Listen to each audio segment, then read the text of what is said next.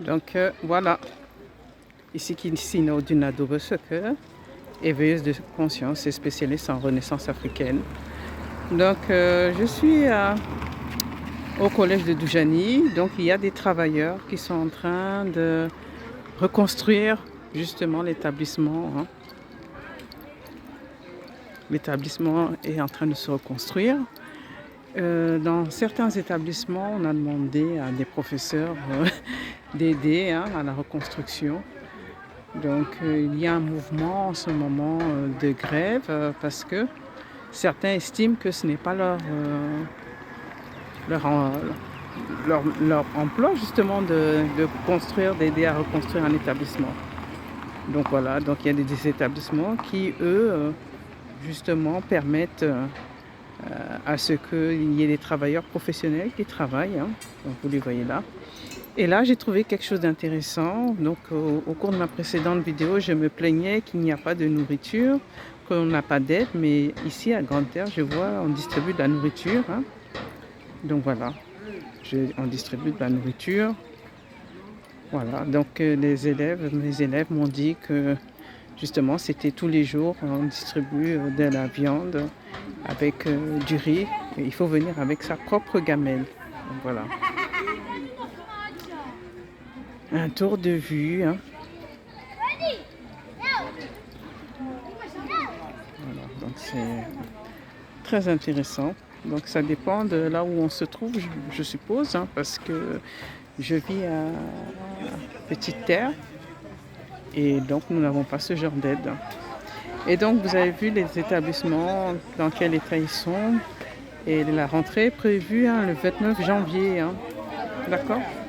Donc je me rapproche un peu pour que vous voyez les préfabriqués, dans quel état ils sont. Voilà, donc certains collègues ont décidé de faire grève parce que personne ne peut travailler dans ces genres de conditions. Voilà.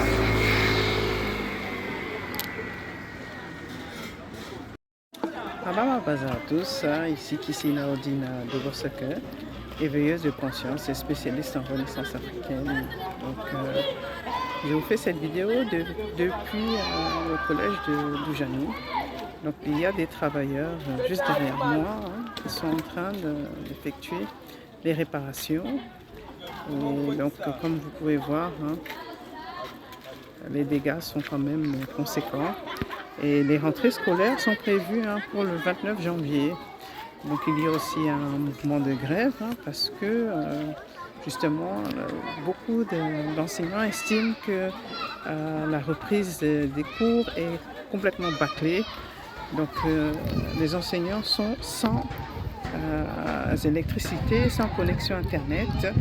Et donc certains, comme moi-même, nous sommes obligés de venir ici dans notre établissement pour justement utiliser internet parce que nous n'avons pas de connexion. Donc voilà.